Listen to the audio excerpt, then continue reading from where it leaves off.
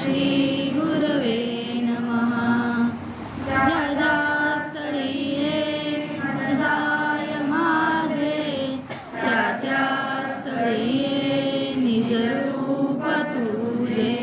मी ठेवितो मस्तक ज्या ठिकाणी ते ते तुझे सद्गुरु पाय दोन्ही. ते ते तुझे सद्गुरु पाय दोन्ही.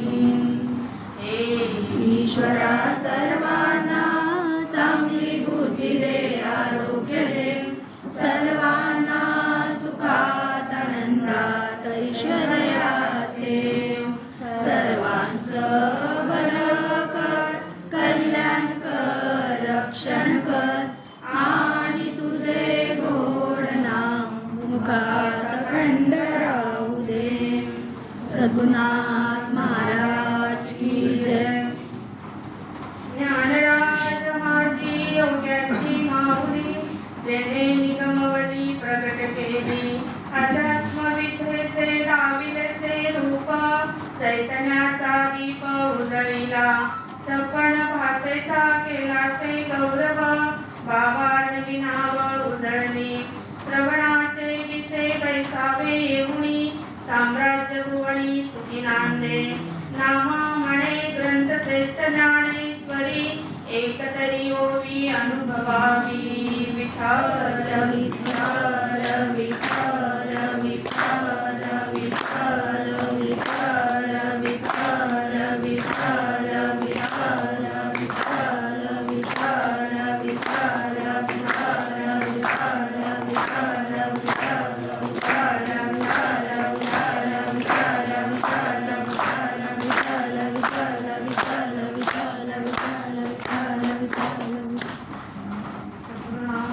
महाराज की जय. अखिल मानवजातीला संत सुखाचा राजमार्ग दाखवणारे विश्वसंत सद्गुरु श्री माऊली यांना कोटी कोटी प्रणाम. त्याचबरोबर मातृकुल शारदामाई यांच्या चरणी कोटी कोटी वंदन. जीवन मृत्यूची मुरा सांभाळणारे सर्वांचे लाडके प्रल्हाद दादा यांनाही कृतज्ञपूर्वक वंदन. स्फूर्तिदायिनी मिलन वहिनी यांनाही कृतज्ञपूर्वक वंदन. संपूर्ण पै कुटुंबियाला पुन्हा एकदा कृतज्ञपूर्वक वंदन. त्या ठिकाणी बसलेले सर्वत्र श्रोते नामधारक सर्वांच्या कृतज्ञपूर्वक वंदन. माता पिता बंधू भगिनी सर्वांच्या कृतज्ञपूर्वक वंदन. बाळगोपाळांना शुभाशीर्वाद. संयोजकांचे आभार.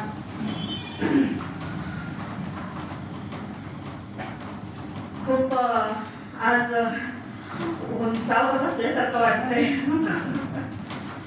म्हणजे खूप सुंदर कार्य या ठिकाणी चालतं आपल्या या केंद्रामध्ये. मी नेहमी म्हणतो की खूप मला आवडतं या केंद्रामध्ये आणि उत्साहित असतात सगळेजण आणि छान कार्य पण खूप सुंदर आहे. म्हणजे आज जो विचार आपण घेतलेला आहे, दीक्षित काकांनी सुंदर वाचन केलं ग्रंथाचं.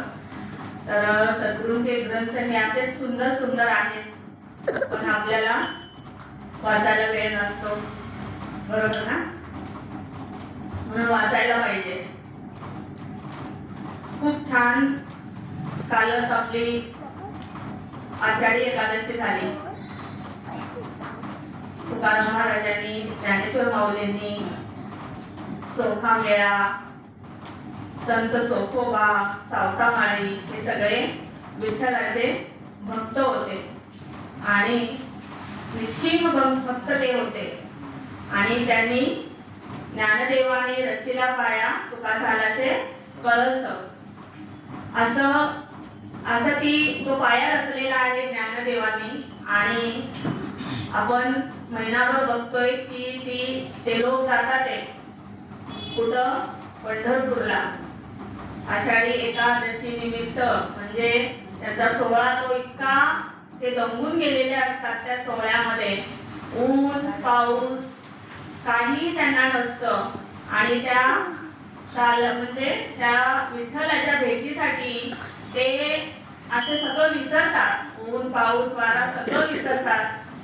80 वर्षाचे म्हातारे तरुणांना लाजवतात, म्हणजे ते नाचत नाचत जातात. म्हणजे हा ज्ञानदेवानी रचलेला पाय तुका झाल्याचे कळस म्हणतो ना आपण.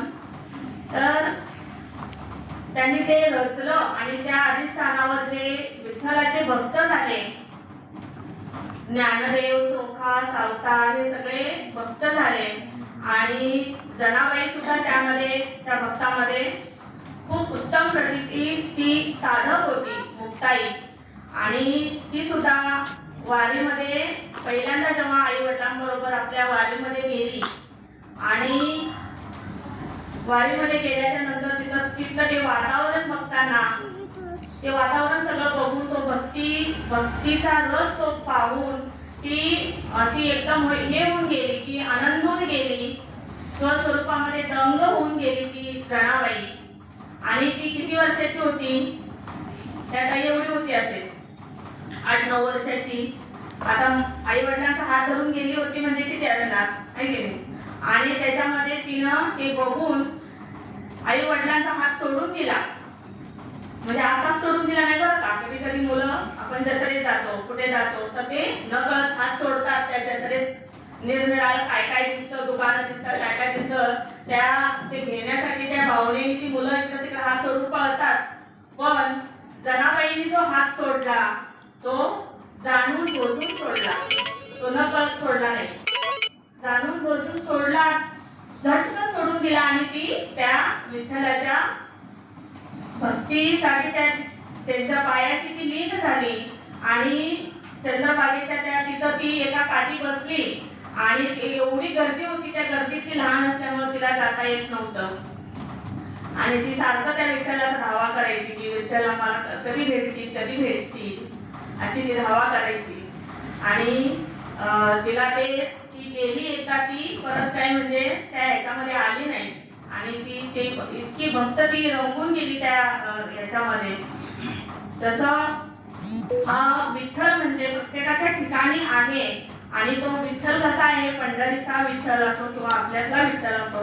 आता पंढरीचा विठ्ठल म्हटलं की विश्वी ठसावला, तो सद्गुरूंनी काय म्हटलं आपल्याला, विश्वी ठसावला तो विठ्ठल, बरोबर की नाही? विश्वी ठसावला म्हणजे तो कुठे नाही असं नाहीये, पण तो पंढरीचा विठुर आहे, इतका लिखुरवाळा होता. ह्या सर्वांना त्यांनी काय केलं, आपल्या मांडीवरच घेतलं. तसं भक्तीमुळे जनाईनं भक्ती केली, जनाईला मांडीवर घेतलं. तुकोबारायांनी भक्ती केली, तुकोबारायांना मांडीवर घेतलं. सावतामाळ्यांनी भक्ती केली, सावतामाळ्याला पण मांडीवर घेतलं. म्हणजे असं सगळ्यांना, म्हणजे जे विठ्ठलाचे जेवढे पार्ट आहेत ते एकाला खांद्यावर, एकाला हाताला धरून, एकाला कडेवर. म्हणजे याचा अर्थ काय की जेव्हा आपण एखाद्या देवाची श्रद्धेने भक्ती करतो, आपण ह्याच्यावर जाऊन पोहोचतो. तो विठ्ठल इतका लेकूरवाळा आहे, जसे आपले विठ्ठल रुक्मिणी म्हणजे आपले सद्गुरू आणि माईनी. जसे सद्गुरू आपले दयाळू, कृपाळू, करुणा सागर आहेत, तसे ते विठ्ठल रुक्माई सुद्धा तसेच होते. आणि त्या विठ्ठलाच्या त्या सगळेजण ते सानिध्यात आले, ते जे सगळे संत होते ते म्हणजे. आणि इतकं त्यांनी भक्ती केली आणि त्यांचा जो पाया म्हणजे आज त्यांनी जे केलं त्याच्या पायावर आपण चाललेलो आहोत. नामाचा काय लावून दिला, लळा लावून दिला त्यांनी, आपल्याला काय कळलं असतं. आणि त्याच आधारावर सुद्धा सद्गुरूंनी हा समाज सुखी व्हावा, समाजातल्या लोकांचं जीवन सुखी व्हावं म्हणून सद्गुरूंनी सुद्धा ही प्रार्थना निर्माण केली, जीवन विद्या निर्माण केली की मानवाला सुख मिळावं, शांती मिळावं, समृद्धी मिळावी आणि सर्वांगाने तो सुखी व्हावा यासाठी. म्हणून जनाबाईंनी त्या भक्तीच्या ओघात एक सुंदर अभंग म्हटला. तिला ते भावलं. ती काय म्हणते विठुरायाला, विठू माझा लेकुरवाळा, विठू माझा लेकुरवाळा,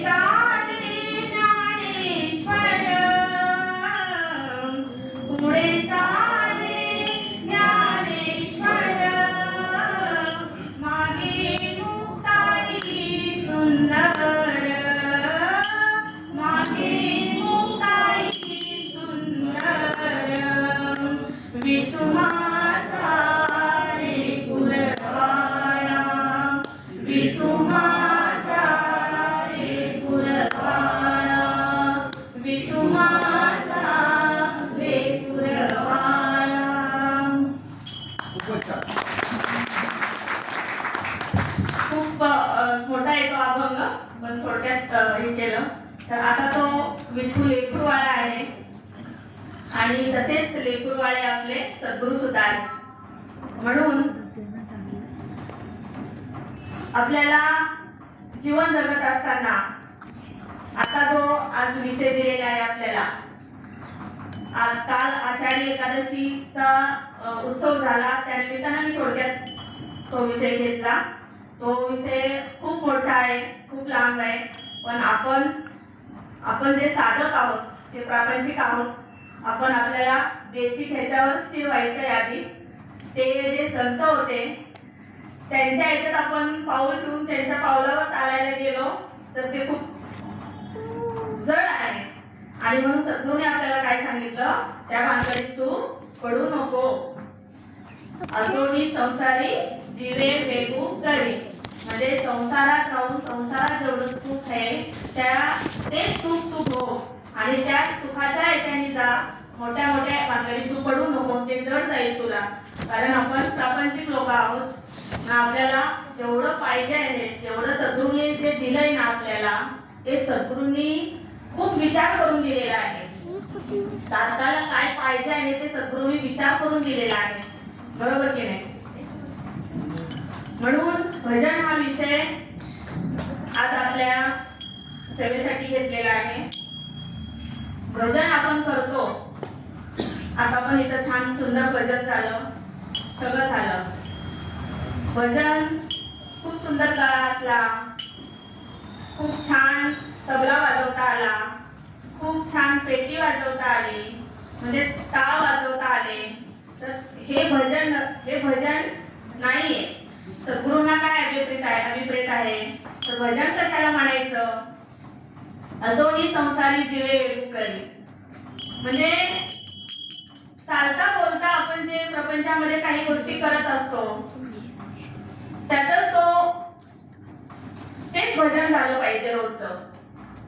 म्हणजे नाही का, तळीता कांदिता जनाबाई कशी तळताना कांडताना सगळं घरचं जे काम असतं ते काम करत असताना ती काय करायची, भजन करायची. आणि त्या भजनामध्ये ती रंगून जायची, त्या विठ्ठलाचा धावा करायची. करत असताना सकाळी पूर्वीच्या लोकांना काय करावं लागायचं, दळण दळूनच भाकऱ्या कराव्या लागायच्या. आता गिरण्या आहेत, सार्वजनिक गिरण्या आहेत, घरगुती आहेत, म्हणजे सगळ्या सोयी उपलब्ध आता आहेत. पण त्यावेळेला ते नव्हतं. दळण कांडण हे सगळं हाताने करावं लागायचं, घरी करावं लागायचं. आणि काही जणांनी केलेलं असेल या ठिकाणी, नाही का. तर ती दळताना वगैरे त्या ओव्या म्हणायची. पहिली माझी ओवी ग सद्गुरुनाथा पायासी, चरण त्यांचे धरीना सद्गुरु पायासी. पहिली माझी ओवी ग सद्गुरुनाथा पायासी, आणि विनम्र भावे सद्गुरुना वंदिना.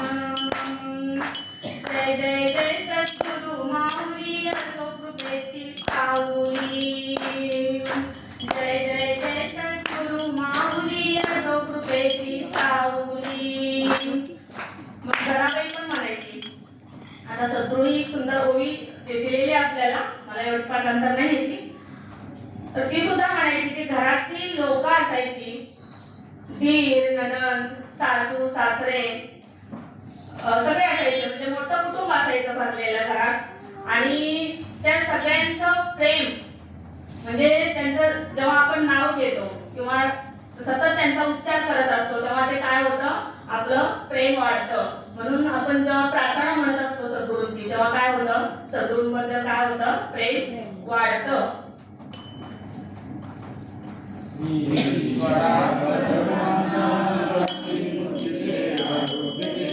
सर्वांना सुखात आनंदात ऐश्वर्यात सर्वांचं रक्षण कर आणि तुझे गोड नाम मुखात खंड राहू दे. सद्गुरुनाथ महाराज की जय. म्हणून ते काढत असताना दळत असताना ती काय ओव्या म्हणायची आणि त्या विठ्ठलाला आळवायची आणि तो विठ्ठल काय करायचा, दळत असताना काढत असताना तिला ती सगळी मदत करायचा विठ्ठल आणि ते ती पाहायची. आता तो मदत करायचा विठ्ठल म्हटल्यावर आपण काय म्हणतो की तो कुठे दिसतो आपल्याला. आता विठ्ठल मदत करतो म्हटल्यावर तो कुठे दिसतो आपल्याला, पण तो इतरांना दिसत नव्हता, पण तिला दिसायचा. कारण ती भक्ती ती निश्चित होती, ती तळमळीची होती आणि तो तिला दिसायचा.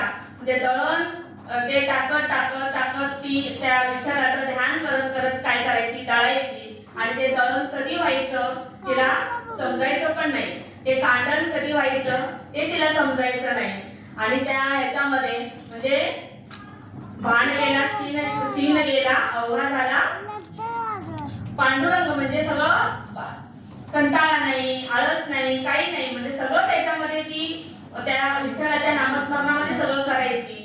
म्हणून सद्गुरूने आपल्याला काय दिलं, नाम दिलं.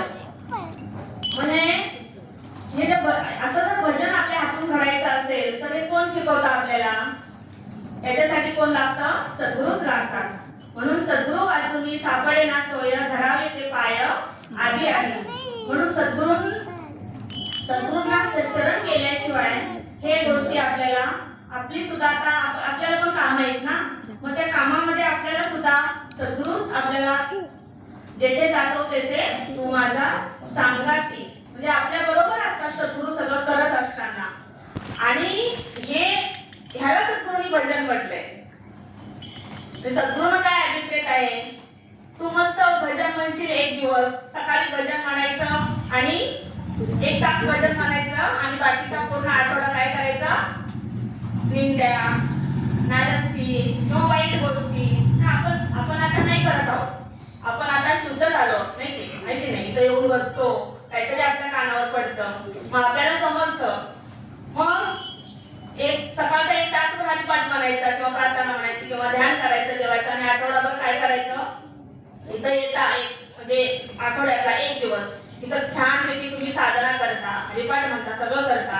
सगळं एकमेकांचे म्हणजे ही विषमता आहे या ठिकाणी, प्रत्येक जण वेगळा आहे, त्यातून तुम्ही काहीतरी घेत असता, सगळं करता.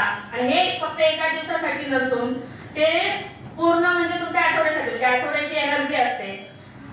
मोबाईल मध्ये जेव्हा चार्जिंग संपलेला असतं तेव्हा आपण काय करतो, चार्जिंगला लावतो ना मोबाईल, तेव्हा तो आपल्याला साथ देतो.